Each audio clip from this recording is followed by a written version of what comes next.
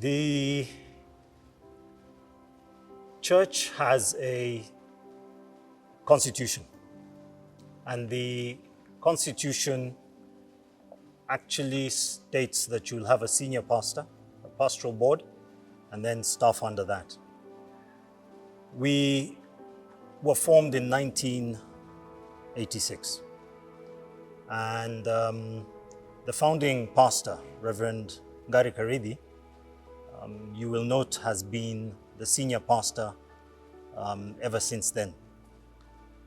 But what happened was that you know that a church is an entity for posterity. And so we realized that we need to start consciously looking to transition and to allow for transition and succession. And so I think it was in around about 2012 that we revisited the Constitution, maybe 2014, revisited the Constitution, and we made a decision to apply the Constitution to the letter. And what the Constitution stated was that a senior pastor has an 8-year term and can do 2 8-year terms. Now, the 8-year term is 7 years in service and 1 year sabbatical. So we want them to rest as well. Otherwise, you end up with burnout. And so what we did is we started applying it from the moment we became fully aware of that part of the Constitution. And so if you recall, Reverend Gary went on sabbatical some time back, and he's now coming to the end of his second 8-year term. Interrupted by COVID, so he would have left end of last year, but we've now got to that place where we are abiding with the Constitution and allowing him to transition.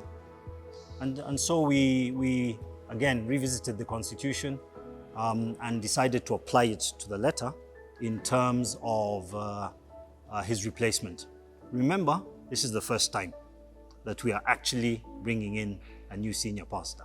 So it's also groundbreaking, a pioneer path.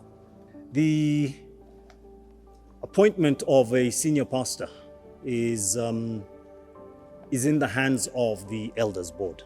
Now, the Elders Board, when the request or the time comes, the Elders Board are mandated to constitute a call committee. A call committee is a committee they put together for a purpose. And so it has a shelf life. It starts when it's mandated and approved, and its work is done when the objective is achieved. Now, in this case, it's been known as the Senior Pastor Call Committee. And the elders who decided, again, based on the Constitution, to go that way, put together a proposed committee, presented it at a general meeting where it was approved, and the call committee was then constituted. Now, the call committee comprises of the chairman of the elders, who is not the chairman of the call committee, but is present, a handful of elders. In this case, there were 3 members of the Elders Board represented. We tried to make sure there was a gender representation, and so we had the women's rep also present, and a former women's rep as well. Then there was a youth representative. The process itself, again, being the first time we're going through this, was one where we chose to commit the process fully to God. We felt it was a big transition for this church, coming so many years into the church's existence, coming at a time when the church has grown significantly. And so we chose to go before God and to present it to God, and to ask God to help us and to lead us and to give us what we needed to arrive at His will for this church. And so our first 2 meetings, literally, were all about prayer, we opted and encouraged one another not to think of who, but rather to think of what God wants for this church. Who does God want for this church? And then eventually, people came back with names. And they gave us how they arrived at the names. And I can tell you, for me, it was a really unique experience because you could hear that people had an experience of hearing God. We also went into this process, and I must admit, we were a little nervous that it will take time. We thought, being human beings, we thought that it's a difficult undertaking and it might not work out to everyone's liking the first time around. So we thought we might go 2 or 3 iterations, and we gave ourselves a period of 6 months, literally 6 months. What then happened was, once the names were presented and we prayed over the names, was that we started shortlisting. And surprisingly, there was a consensus, a very quick consensus of who we wanted to shortlist to. And there were some 3 names. Subsequent to that, we committed to further prayer. And the second time around, having reviewed in greater depth the 3 names, we ended up with a unanimous name. And so what we did was we subjected the name to a process of verification, validation, further questioning, just to clarify questions we might have. And that went pretty well. And so we then came to a conclusion, and the name was Reverend Shiramba, and we filed a report with the Elders Board, which was our mandate. At this point, we're not done. All we've done is we've submitted a report. I was invited to present the report to the elders. That went very well. And again, we had been treating the matter very confidential. So even the other elders had not heard what we had done.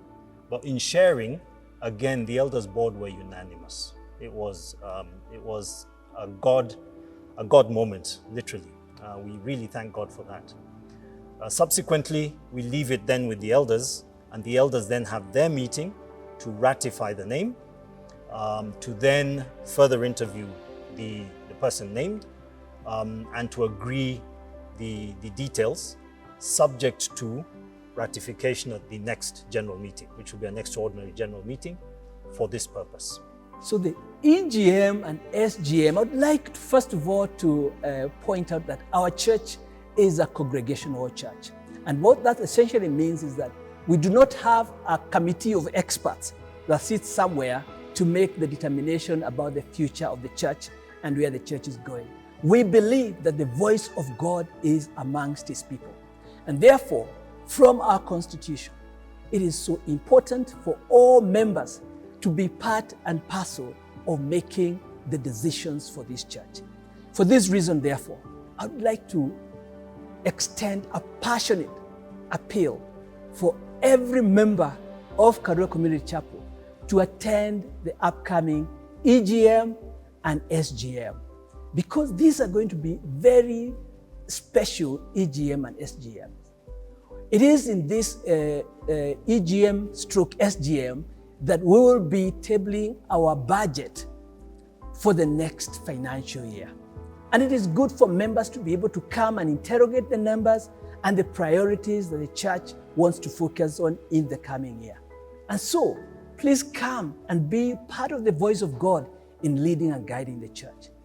But also we'll be having an EGM where Reverend George Shiramba will be presented formally to the members so that he can either be approved or not approved. And therefore, it is such an important meeting that any member, including those that are not fully registered members, would want to come and also witness, so that we can see God at work and this moment of change and transitioning of leadership from one to the other.